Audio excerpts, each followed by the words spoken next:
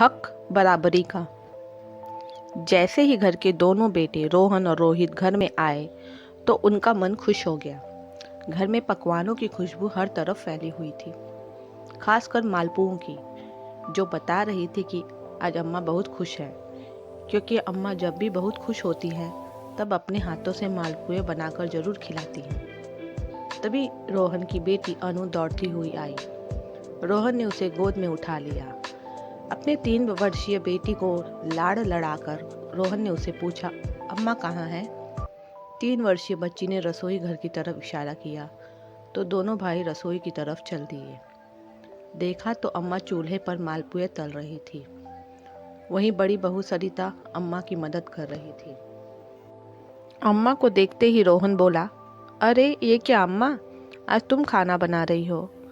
तुम्हारी आराम करने की उम्र है और घर में 2 बहू हैं, तो काहे तुम परेशान हो रही हो? उसकी तरफ देखते हुए अम्मा ने अपना पल्लू से पसीना पोंछा और कहा, अरे आज तो मैं बहुत खुश हूँ। आज मैं तुम लोगों को अपने हाथ से मालपुए बनाकर खिलाऊंगी। तुम लोगों को बहुत पसंद थे ना बचपन में। अम्मा तो खुशी में दोहरी हुए जा रही थी। अच्छा, ऐसा क्या खजाना मिल गया अम्मा? जब से उस विवादित जमीन का फैसला हुआ है तब से तो अम्मा फूल फूल के कुप्पा हुए जा रही हैं। रोहन ने कहा, हाँ वो तो है, पर एक बात और भी है। वो क्या अम्मा? अरे थोड़ा सब्र तो करो। चलो तुम दोनों हाथ मुंह धो लो और गर्मा गर्म खाना खा लो, बहुत थक गए होंगे। फिर सरिता की तरफ देखकर बोली, अरे ओ बहुरिया, छोड़ सारा काम, पहले मेरे बेटों को गर्मा गर्म खाना तो परोस दे। अम्मा की बात सुनकर सरिता अपना काम छोड़ पहले थालियां लगाने लगी। रोहन तो बाहर आ गया, लेकिन रोहित रसोई में ही खड़ा रहा। उसे देखकर अम्मा ने कहा, अरे रोहित, जा तू भी मुंह धो ले और खाना खा ले, भाभी अभी खाना परोस रही है। अम्मा की बात सुनकर रोहित बोला, अम्मा रजनी कहाँ है? वो तुम लोगों की मदद नहीं करवा रही? उसका नाम सुनते ही अम्मा का मुंह कसैला हो गया और वो चिढ़ते हुए बोली, और कहाँ होगी महारानी, पड़ी होगी अपनी कमरे में अपनी अटाले को हाथ में लेकर। अम्मा की बात सुनकर रोहित कमरे में आ गया। देखा तो अम्मा की बात सच थी। रजनी हाथ में मोबाइल लेकर बिस्तर पर पड़ी हुई थी। उसे देखकर रोहित बोला, रजनी, तुम यहाँ मोबाइल में लगी हो? वहाँ अम्मा और भाभी अकेली रसोई में काम कर रही हैं। अरे कुछ दिनों के लिए आती हो, उसमें भी क्या तमाशा करती हो? थोड़ी मदद तो करवा देती उन लोगों की। रजनी उसे देखकर अनदेखा करते हुए बोली, मुझसे नहीं होता ये सब काम, जल्दी से पैसे लो और चलो यहाँ से। गांव में मुझसे सांस भी नहीं ली जाती। कैसी बात कर रही हो तुम? शहर जाकर बड़ी शहर वाली हो गई हो। पैदाइश तो गांव की हो ना तुम भी। और जरा आवाज धीरे करके बोलो, कोई सुन लेगा तो क्या सोचेगा? रोहित ने उसे समझाते हुए, पर वो आवाज और तेज करते हुए बोली, सुनता है तो सुन लेने दो, मुझे कोई फर्क नहीं पड़ता। वो लोग भला माने चाहे बुरा माने, इन लोगों से मना कर रखने में मुझे क्या फायदा? कहे देती हूँ, अपना हिस्सा लो और शहर चलते बनो। मैं यहाँ और ज़्यादा दिन नहीं रुकने वाली। कहती हुई रजनी वापस अपने मोबाइल में लग गई। देखकर रोहित ने अपना माथा पीट लिया। जानता था कि उसे समझाने का कोई फायदा नहीं, इसलिए अपने हाथ मुंह धोकर बाहर आकर खाना खाने बैठ गया। इधर अम्मा को भी सब बातें सुनाई दे रही थी। उसकी बातें सुनकर अम्मा का मन कसैला हो गया। रजनी का मायका पास ही के गांव में था। अम्मा जी ने खुद उसे पसंद कर उसकी शादी रोहित से करवाई थी। वो शुरू से ही ऐसी कामचोर रही है, पर फिर भी अम्मा जी और सरिता ने उसे संभाल लिया। अम्मा जी ने शादी के शुरुआती दिनों में ही उसे रोहित के साथ शहर भेज दिया। तब से उसे शहर की ऐसी लत लगी कि गांव में आते ही उसकी जान निकलती थी। एक बार गांव में अम्मा जी के पति की ज़मीन पर उनके रिश्तेदारों ने ज़बरदस्ती कब्जा कर लिया।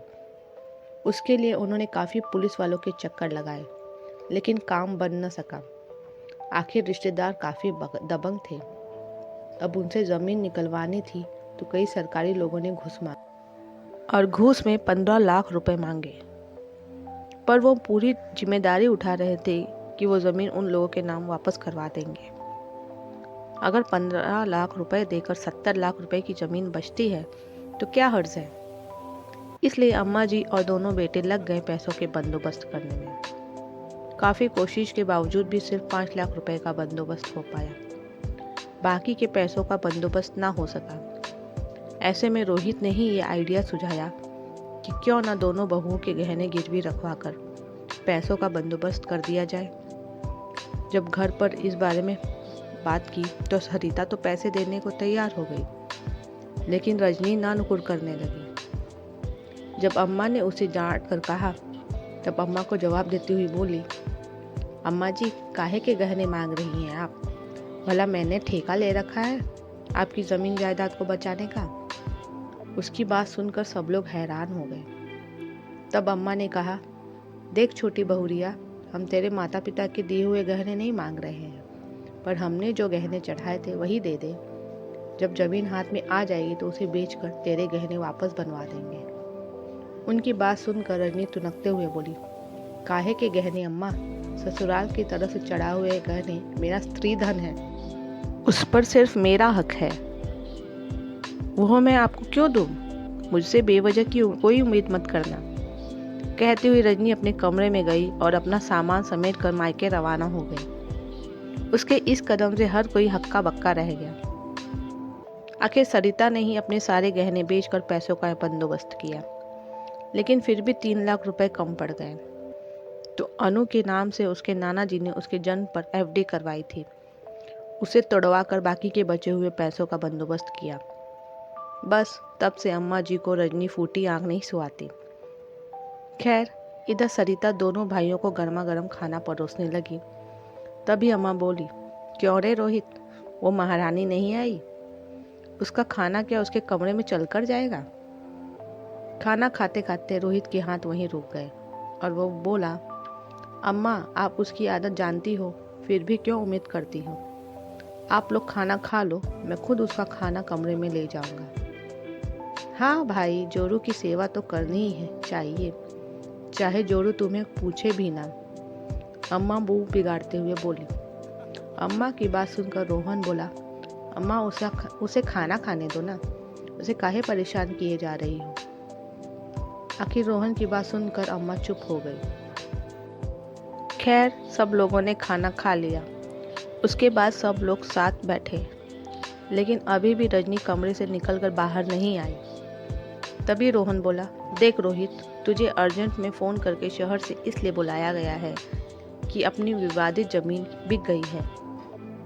वो तो मैंने तुझे फ़ोन पर ही बता दिया था। अब अम्मा चाहती हैं कि उन पैसों का बंटवारा हो जाए। पैसों के बंटवारे का नाम सुनकर रजनी अपने कमरे के दरवाजे पर आकर खड़ी हो गई। अम्मा ने रोहन की तरफ देखा और इशारा किया, ले देख, ले आ गई। पर रोहन कुछ नहीं बोला, बल्कि वो अम्मा से ही बोला, हाँ तो अम्मा बताओ क्या चाहती हो तुम, कैसे बंटवारा करना है? उसकी बात सुनकर अम्मा कुछ कहती, उससे पहले ही रजनी बोली, भाई जी इसमें पूछना क्या है, 2 हिस्से ही तो होने हैं, आधा आपका और आधा इनका। इसके लिए बेवजह ही आपने हम लोगों को बुला लिया। आप तो आधा हिस्सा करके पैसे अकाउंट में डाल देते।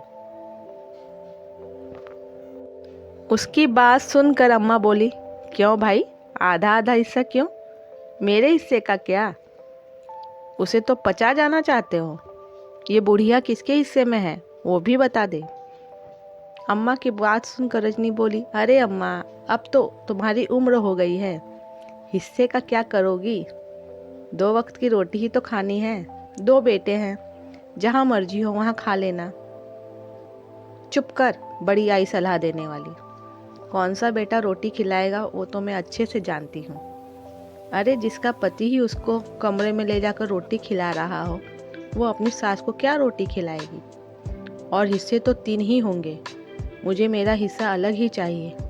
मैं अपने बेटों पर बोझ नहीं बनना चाहती। अम्मा जी बोली तो रजनी मुंह बिगाड़कर खड़ी हो गई। इतने में रोहित बोला, ठीक है अम्मा, 3 हिस्से चाहती हो तो हम जो 70 लाख रुपए आए हैं उसके 3 हिस्से कर लेते हैं। उसकी बात सुनकर अम्मा बोली, 70 लाख रुपए के नहीं, 60 लाख रुपए के 3 हिस्से होंगे। उसमें से 10 लाख रुपए मैंने खर्च कर दिया। क्या 10 लाख रुपयों को कहाँ पानी पिला दिया अम्मा जी? अचानक रजनी बोली। सब लोग हैरानी से अम्मा की तरफ देखने लगे। आखिर 10 लाख रुपए खर्च कर देना मायने रखता था। अम्मा कहाँ खर्च कर दिए पैसे? रोहन ने पूछा। 7 लाख रुपए के बड़ी बहू के गहने बनवाए हैं और वही 3 लाख रुपए की तनु की एफडी करवाई है। अम्मा की बात सुनकर जहाँ सब लोग चुप हो गए, वहीं रजनी बिन बारिश के बरस पड़ी। हाय हाय अम्मा जी, इतना दोगलापन क्यों? बड़ी भाभी ही आपकी बहू है क्या? मैं आपकी बहू नहीं थी जो उनके लिए गहने बनवा लिया? मेरे लिए नहीं? और अनु की एफडी क्यों? कल को हमारे बच्चे होंगे तो उनके लिए भी क्या आप एफडी करवाओगी? फिर रजनी रोहित की तरफ देखकर बोली, लो देख लो, ये है तुम्हारी अम्मा जी, जो 2 बेटों में भी 2 भात करती है। एक को सिर आंखों पर बिठा कर रखती है और दूसरे की इज्जत धूल के बराबर भी नहीं है। इनकी पत्नी और बेटी के लिए इतना कुछ और मेरे लिए कुछ भी नहीं। उसकी बात सुनकर अम्मा जी बोली, क्यों छोटी बहुरिया, आज तो दोनों बहुएं बराबरी पर आने की बात कर रही हो। भूल गई जब इस जमीन को बचाने के चक्कर में घुसखोरों को घुस देनी पड़ रही थी। उस समय हमारे पास पैसे तक नहीं थे जब तुम अपना स्त्री धन लेकर यहाँ से अपने मायके रवाना हो गई थी। तब यही बड़ी बहू थी जिसने अपने सारे गहने गिरवी रखकर पैसों का बंदोबस्त किया था। यहाँ तक कि पैसों की कमी फिर भी रह जाने पर अपनी बेटी की एफडी तक तुड़वाई थी, जो उसके नाना जी ने उसके जन्म पर करवाई थी। तब बराबरी याद ना आई? आज जमीन का हिस्सा तो लेने चली आई तुम। उस समय जमीन बचाने के लिए तुमसे तुम्हारा स्त्री धन ना निकला। अरे कौन सा तुम्हारे माँ बाप के चढ़ाए हुए गहने मांगे थे मैंने? यही तो कहा था कि बहू, जो हमने गहने चढ़ाए हैं वो ही दे दो। तब तो मुंह पर डंके की चोट पर बोल कर गई थी कि अम्मा जी, आपके चढ़ा हुए गहने मेरा स्त्री धन है, वो तो मैं आपको नहीं दूंगी। फिर अब काहे की मुंहजोरी? इन पैसों पर इन दोनों माँ बेटी का हक था, जो मैंने उनका हक उन्हें दे दिया। रजनी अम्मा जी से को जीत न सकी तो रोहित के पास आकर बोली, अरे तुम बैठे बैठे क्या देख रहे हो? कुछ बोलते क्यों नहीं हो? भला इतने से पैसों से हमारा कौन सा फ्लैट खरीदने में आ जाएगा? उसकी बात सुनकर रोहित बोला, रजनी, अम्मा कुछ भी गलत नहीं कह रही। परिवार योगदान से चलता है, मेरा मेरा करने से नहीं। जब हमें तुम्हारी ज़रूरत थी तो तुम मेरा धन करके यहाँ से चली गई थी। अब यह हिस्सा लेने की बात कर रही हो तो याद रखना, जो भी मिलेगा हक का ही मिलेगा, हक से ज़्यादा कुछ भी नहीं। और रही बात फ्लैट लेने की, तो जब मेरे पास पैसों का बंदोबस्त हो जाएगा तब खरीद लेंगे। जब पति ही लड़ने को तैयार नहीं तो भला रजनी क्या कर पाती? फ़ोन करके अपने माता पिता तक को बोली, लेकिन माता पिता ने कहा कि अगर अम्मा जी हक का दे रही है तो ले लो, क्योंकि उससे ज़्यादा तो कोर्ट भी तुम्हें दिलवा नहीं पाएगा। आखिर चिल्ला चिल्ला कर खुद ही चुप हो गई। सबके हिस्से में 20-20 लाख रुपए आ गए। वही 20 लाख रुपए लेकर शहर रवाना हो गई। कहानी पसंद आए तो लाइक शेयर अवश्य करें। धन्यवाद।